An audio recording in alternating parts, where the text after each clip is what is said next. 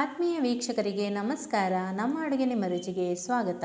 ಇವತ್ತು ನಾನೊಂದು ಸಿಂಪಲ್ ಆಗಿ ಮಾಡುವಂತಹ ಚಕ್ಕುಲಿ ರೆಸಿಪಿಯನ್ನು ನಿಮಗೆ ತೋರಿಸ್ತಾ ಇದ್ದೀನಿ. ಕೇವಲ ಮನೆಯಲ್ಲಿರುವ ಇಂಗ್ರೀಡಿಯೆಂಟ್ಸನ್ನು ಬಳಸಿ ತುಂಬ ಸುಲಭವಾಗಿ ಮಾಡ್ಕೊಳ್ಬೋದು.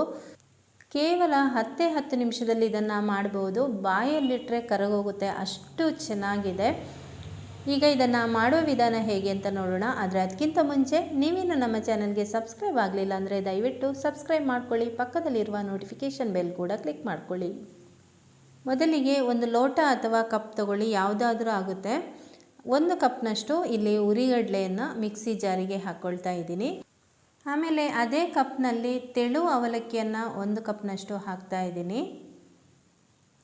ಈ ಲೋಟ ನಾನು ಉಪಯೋಗಿಸ್ಕೊಂಡಿದ್ದೀನಿ. ನೀವು ಕಪ್ಪು ಲೋಟ ಯಾವುದು ಕೂಡ ಉಪಯೋಗಿಸ್ಕೊಳ್ಬೋದು, ಆದರೆ ಅದೇ ಲೋಟವನ್ನು ಉಪಯೋಗಿಸ್ಕೊಳ್ಳಿ. ಇದನ್ನು ನುಣ್ಣಗೆ ಪುಡಿ ಮಾಡ್ಕೊಳ್ಬೇಕು, ಎರಡನ್ನೂ ಸೇರಿಸಿ. ಈಗ ನಾನು ಪುಡಿ ಮಾಡ್ಕೊಂಡಾಗಿದೆ, ಇದನ್ನು ತೋರಿಸ್ತೀನಿ ನಿಮಗೆ.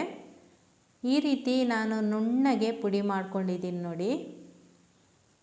ಈಗ ಇದಕ್ಕೆ ಸ್ವಲ್ಪ ಬೆಚ್ಚಗೆ ಮಾಡ್ಕೊಂಡಿರುವಂತಹ ಅಕ್ಕಿ ಹಿಟ್ಟು ಅದೇ ಕಪ್ನಲ್ಲಿ ಸೇರಿಸ್ಕೊಳ್ಬೇಕು. 1 ಕಪ್ನಷ್ಟು ಸೇರಿಸ್ಕೊಂಡಿದ್ದೀನಿ. ಅಕ್ಕಿ ಹಿಟ್ಟನ್ನು ಒಂದು ಸ್ವಲ್ಪ ಬೆಚ್ಚಗೆ ಮಾಡಿಕೊಂಡ್ರೆ ತುಂಬ ಚೆನ್ನಾಗಿರುತ್ತೆ. ಇದು ಮೈದಾ ಹಿಟ್ಟಲ್ಲ, ಸ್ವಲ್ಪ ಫೋಕಸ್ ಕಡಿಮೆ ಆಯಿತು ನಾನು ಹಾಕುವಾಗ. ಇದು ಅಕ್ಕಿ ಹಿಟ್ಟು ನಾನು ಸೇರಿಸ್ಕೊಂಡಿರೋದು, ಸರಿಯಾಗಿ ನೋಡ್ಕೊಳ್ಳಿ. ಇದನ್ನು ಸೇರಿಸಿ ನುಣ್ಣಗೆ ಒಂದು ಸರ್ತಿ ಪುಡಿ ಮಾಡ್ಕೊಳ್ಬೇಕು. ಒಂದು ಸ್ವಲ್ಪ ರನ್ ಮಾಡಿಕೊಂಡ್ರೆ ಸಾಕು. ಈಗ ಇದು ಪುಡಿ ಆಗಿದೆ ಚೆನ್ನಾಗಿ. ಈಗ ಇದನ್ನು ಒಂದು ಪಾತ್ರೆಗೆ ಹಾಕ್ಕೊಳ್ತಾ ಇದ್ದೀನಿ. ಇದಕ್ಕೆ ಅರ್ಧ ಟೀ ಸ್ಪೂನಷ್ಟು ಚಿಲ್ಲಿ ಪೌಡರ್, 1/4 ಟೀ ಸ್ಪೂನಷ್ಟು ಅರಿಶಿನ ಪುಡಿ, 1/4 ಟೀ ಸ್ಪೂನ್ಗಿಂತಲೂ ಒಂಚೂರು ಕಮ್ಮಿನೇ, ಅರ್ಧ ಟೀ ಸ್ಪೂನ್ ಉಪ್ಪು, ಆಮೇಲೆ 1/4 ಟೀ ಸ್ಪೂನಷ್ಟು ಓಂಕಾಳು. ಓಂಕಾಳು ಅಂದರೆ ಗೊತ್ತಲ್ಲ, ಒಂದು ಅಜ್ವೈನ್ ಅಂತಲೂ ಹೇಳ್ತಾರೆ. ಇದನ್ನು ಕೈಯಲ್ಲಿ ಈ ರೀತಿ ಹಿಸುಕಿ ಹಾಕಬೇಕು. ಇದು ಹೊಟ್ಟೆ ಉಬ್ಬರ ಎಲ್ಲ ಆಗದೇ ಇರೋದಕ್ಕೆ ತುಂಬಾ ಒಳ್ಳೆಯದು. 1 ಟೀ ಸ್ಪೂನಷ್ಟು ನಾನಿಲ್ಲಿ ಬಿಸಿ ಎಣ್ಣೆ ಸೇರಿಸ್ಕೊಂಡಿದ್ದೀನಿ. ಇದನ್ನೀಗ ಒಂದು ಸರ್ತಿ ಈ ರೀತಿ ಸ್ಪೂನಲ್ಲಿ ಚೆನ್ನಾಗಿ ಮಿಕ್ಸ್ ಮಾಡ್ಕೊಳ್ತಾ ಇದ್ದೀನಿ. ಮಿಕ್ಸ್ ಎಲ್ಲ ಚೆನ್ನಾಗಿ ಮಾಡ್ಕೊಂಡಾದಮೇಲೆ ಇದಕ್ಕೆ ಸ್ವಲ್ಪನೇ ನೀರನ್ನು ಸೇರಿಸಿ ನಾವು ಈ ಚಕ್ಕುಲಿ ಹಿಟ್ಟಿನ ಹದಕ್ಕೆ ಇದನ್ನು ಮಾಡ್ಕೊಳ್ಬೇಕು. ಅಂದರೆ ಚಪಾತಿ ಹಿಟ್ಟು ಎಲ್ಲ ಮಾಡ್ತೀವಲ್ವ, ಆ ಹದಕ್ಕೆ ನಾವು ಮಾಡ್ಕೊಳ್ಬೇಕು. ಹಿಟ್ಟು ತುಂಬ ತೆಳುನೂ ಇರಬಾರ್ದು, ಗಟ್ಟಿನೂ ಇರಬಾರ್ದು. ಕರೆಕ್ಟಾಗಿ ಚಪಾತಿ ಹಿಟ್ಟಿನ ಹದಕ್ಕೆ ಮಾಡಿಕೊಂಡ್ರೆ ಚೆನ್ನಾಗಿ ಬರುತ್ತೆ. ಸ್ವಲ್ಪನೇ ನೀರನ್ನು ಹಾಕ್ತಾ ಈ ರೀತಿ ಮಿಕ್ಸ್ ಮಾಡ್ಕೊಳ್ತಾ ಇದ್ದೀನಿ. ತುಂಬ ಚೆನ್ನಾಗಿರುತ್ತೆ ಈ ಚಕ್ಲಿ. ಬಾಯಲ್ಲಿಟ್ಟರೆ ಕರಗೋಗುತ್ತೆ, ಅಷ್ಟು ರುಚಿಯಾಗಿರುತ್ತೆ.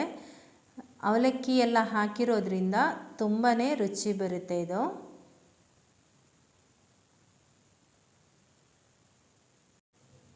ಈಗ ಈ ರೀತಿ ಮಾಡಿಟ್ಕೊಂಡಿದ್ದೀನಿ ನೋಡಿ. ಈಗ ಚಕ್ಕುಲಿ ಒತ್ತುವ ಈ ಬಿಲ್ಲೆಯನ್ನು ಇದರೊಳಗೆ ಹಾಕಿಬಿಟ್ಟು ಇದಕ್ಕೆ ಸುತ್ತಲೂ ಒಂಚೂರು ಎಣ್ಣೆ ಹಾಕ್ಕೊಂಡ್ರೆ ಚೆನ್ನಾಗಿರುತ್ತೆ, ಅಂಟ್ಕೊಳ್ಳೋದಿಲ್ಲ ಇಲ್ಲಿ ಜಾಸ್ತಿ. ಸ್ವಲ್ಪ ಸುತ್ತ ಎಣ್ಣೆ ಹಾಕಿಬಿಟ್ಟು ಕೈಯಲ್ಲಿ ಈ ರೀತಿ ಮಾಡ್ಕೊಳ್ಳಿ. ಎಲ್ಲ ಕಡೆಗೆ ಈ ಥರ ಎಣ್ಣೆ ಆಗಬೇಕು. ಈಗ ಇದನ್ನು ಉದ್ದಕ್ಕೆ ಹಿಟ್ಟು ಇದೆಯಲ್ವಾ, ಹಿಟ್ಟನ್ನು ಈ ರೀತಿ ಉದ್ದಕ್ಕೆ ಈ ಥರ ಮಾಡ್ಕೊಳ್ಳಿ. ಶೇಪ್ ಮಾಡಿಕೊಂಡು ಅದರ ಒಳಗಡೆ ಹಾಕ್ಕೊಳ್ಳಿ. ಹಿಂದಿನ ವಿಡಿಯೋದಲ್ಲಿ ನಾನು ಅವರೆಕಾಳಿಂದ ಕಡುಬು ಮಾಡೋದು ತೋರಿಸಿದ್ದೀನಿ. ಅದು ನೀವು ನೋಡಿಲ್ಲ ಅಂದರೆ ಖಂಡಿತ ಒಂದು ಸರ್ತಿ ನೋಡಿ. ಮನೆಯಲ್ಲಿ ನೀವು ಕೂಡ ಟ್ರೈ ಮಾಡಿ, ತುಂಬಾ ರುಚಿಯಾಗಿದೆ ಅದು.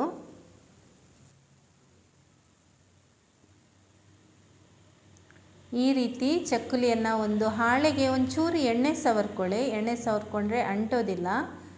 ಆಮೇಲೆ ಚಕ್ಕುಲಿ ಬಿಲ್ಲೆಯಿಂದ ಈ ರೀತಿ ಮಾಡಿಕೊಂಡು ಚಕ್ಕುಲಿಯನ್ನು ಶೇಪ್ ಆಕಾರದಲ್ಲಿ ಮಾಡ್ಕೊಳ್ಳಿ. ನೀವು ಇದರಲ್ಲಿ ಸಣ್ಣ ಸೈಜ್ ಕೂಡ ಮಾಡ್ಕೊಳ್ಬೋದು, ದೊಡ್ಡದು ಕೂಡ ಮಾಡ್ಕೊಳ್ಬೋದು. ನಿಮಗೆ ಯಾವ ರೀತಿ ಬೇಕೋ ಆ ರೀತಿ ಮಾಡಿಕೊಂಡ್ರೆ ಆಯಿತು. ನೋಡಿ, ಈ ಥರ 3 ಮಾಡ್ಕೊಂಡಿದ್ದೀನಿ ನಾನು ಫಸ್ಟು. ಈಗ ಎಣ್ಣೆ ಕೂಡ ಬಿಸಿ ಆಗಿದೆ. ಬಿಸಿ ಎಣ್ಣೆಗೆ ಇದನ್ನು ಹಾಕ್ತಾ ಇದ್ದೀನಿ ಒಂದೊಂದಾಗಿ. ತುಂಬ ಒಂದು ಮೀಡಿಯಮ್ ಫ್ಲೇಮ್ನಲ್ಲಿ ಇಟ್ಕೊಂಡು ಕಾಯಿಸಬೇಕು. ಮೀಡಿಯಮ್ಗಿಂತಲೂ ಒಂಚೂರು ಕಡಿಮೆನೇ ಇಟ್ಟರೆ ಒಳ್ಳೆಯದು. ನಿಧಾನಕ್ಕೆ ಕಾಯಿದ್ರೆ ತುಂಬ ಚೆನ್ನಾಗಿ ಬರುತ್ತೆ. ಮತ್ತು ತುಂಬ ಜಾಸ್ತಿ ಹೊತ್ತು ಕೂಡ ಕಾಯಿಸಬಾರ್ದು. ತುಂಬ ಒಂಥರ ಗಟ್ಟಿ ಆಗಿಬಿಡುತ್ತೆ ಚಕ್ಕಲಿ. ಯಾವಾಗಲೂ ಎಷ್ಟು ಬೇಕು ಅಷ್ಟೇ ಮೀಡಿಯಮ್ ಆಗಿ ಕಾಯಿಸಬೇಕು. ನಾನಿಲ್ಲಿ ತೆಂಗಿನೆಣ್ಣೆ ಹಾಕಿದ್ದೀನಿ. ತೆಂಗಿನೆಣ್ಣೆಯಲ್ಲಿ ಹಾಕಿದಾಗ ತುಂಬ ನೊರೆ ಬರುತ್ತೆ. ಕೊನೆಗೆ ನೋಡಿ, ಈ ನೊರೆ ಎಲ್ಲ ನಿಂತ್ಕೊಳ್ಳುತ್ತಲ್ವ, ಆಗ ಇದು ರೆಡಿಯಾಗಿದೆ ಅಂತ ಅರ್ಥ. ಈಗ ನೋಡಿ, ಇದು ರೆಡಿಯಾಗಿದೆ. ಇದನ್ನು ತೆಗಿತಾ ಇದ್ದೀನಿ ನಾನು. ನೆನ್ಪಿಟ್ಕೊಳ್ಳಿ, ಚಕ್ಕುಲಿಯನ್ನು ಜಾಸ್ತಿ ಹೊತ್ತು ನಾವು ಕರಿಬಾರ್ದು, ಗಟ್ಟಿಯಾಗಿಬಿಡುತ್ತೆ. ಅದರ ಎಲ್ಲ ಗುಳ್ಳೆಗಳು ನಿಂತು ಹೋಗುತ್ತಲ್ವ, ಅದಕ್ಕಿಂತ ಮೊದಲೇ ಸ್ವಲ್ಪ ಇದನ್ನು ತೆಗಿಬೇಕು. ನೊರೆ ಎಲ್ಲ ನಿಂತು ಹೋಗಲಿಕ್ಕೆ ಆಗುವಾಗ ಅದಕ್ಕಿಂತ ಮೊದಲೇ ತೆಗಿಬೇಕು. ಚಕ್ಕುಲಿ ತುಂಬಾ ಸಾಫ್ಟಾಗಿ ಬಾಯಲ್ಲಿಟ್ಟರೆ ಕರಗೋ ರೀತಿ ಬರುತ್ತೆ ಆಗ.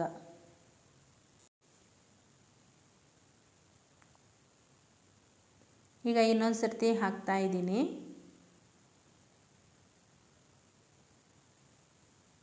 ನೋಡಿ, ಇದು ಕೂಡ ರೆಡಿಯಾಗಿದೆ. ಈಗ ನಮಗೆ ಎಣ್ಣೆ ನೋಡಿದರೆ ಗೊತ್ತಾಗುತ್ತೆ, ಫಸ್ಟ್ ಹಾಕುವಾಗ ಹೇಗಿರುತ್ತೆ, ಅದು ಎಲ್ಲ ಕರಿದ ಮೇಲೆ ಹೇಗಿರುತ್ತೆ, ಅದು ಡಿಫ್ರೆನ್ಸ್ ಗೊತ್ತಾಗುತ್ತೆ. ಅದು ಇದರಲ್ಲಿ ನೋಡಿದಾಗ ನಿಮಗೆ ಗೊತ್ತಾಗುತ್ತಲ್ವ, ಆ ಹಂತಕ್ಕೆ ಬರುವಾಗ ಚಕ್ಕುಲಿಯನ್ನೆಲ್ಲ ತೆಗೆದುಬಿಡಿ. ಇದೇ ಥರ ನಾನು ಎಲ್ಲವನ್ನು ಮಾಡ್ಕೊಳ್ತಾ ಇದ್ದೀನಿ. ಫ್ರೆಂಡ್ಸ್, ನೀವು ಇದನ್ನು ಖಂಡಿತ ಒಂದು ಸರ್ತಿ ಟ್ರೈ ಮಾಡಿ, ತುಂಬಾ ಚೆನ್ನಾಗಿದೆ. ಅವಲಕ್ಕಿ ಮತ್ತು ಹುರಿಗಡಲೆ ಟೇಸ್ಟ್ ಅಂತೂ ತುಂಬ ಸೂಪರಾಗಿರುತ್ತೆ. ಅಕ್ಕಿ ಚಕ್ಕುಲಿ ಮಾಮೂಲಿ ನಾವು ಯಾವಾಗಲೂ ಮಾಡ್ತೀವಿ, ಆದರೆ ಅವಲಕ್ಕಿ ಎಲ್ಲ ಸೇರಿಸಿ ಮಾಡಿದ ಈ ಚಕ್ಕುಲಿ ತುಂಬಾ ರುಚಿಯಾಗಿದೆ, ತುಂಬಾ ಸಾಫ್ಟಾಗಿದೆ ಕೂಡ. ಖಂಡಿತ ನೀವು ಇದನ್ನು ಒಂದು ಸರ್ತಿ ಟ್ರೈ ಮಾಡಿ. ಈ ವಿಡಿಯೋ ನಿಮಗೆ ಇಷ್ಟ ಆಗಿದೆ ಅಂತ ಅಂದ್ಕೊಂಡಿದ್ದೀನಿ. ಹಾಗಾದರೆ ಒಂದು ಲೈಕ್ ಮಾಡಿ, ಶೇರ್ ಮಾಡಿ, ಕಮೆಂಟ್ ಮಾಡಿ. Thank you friends.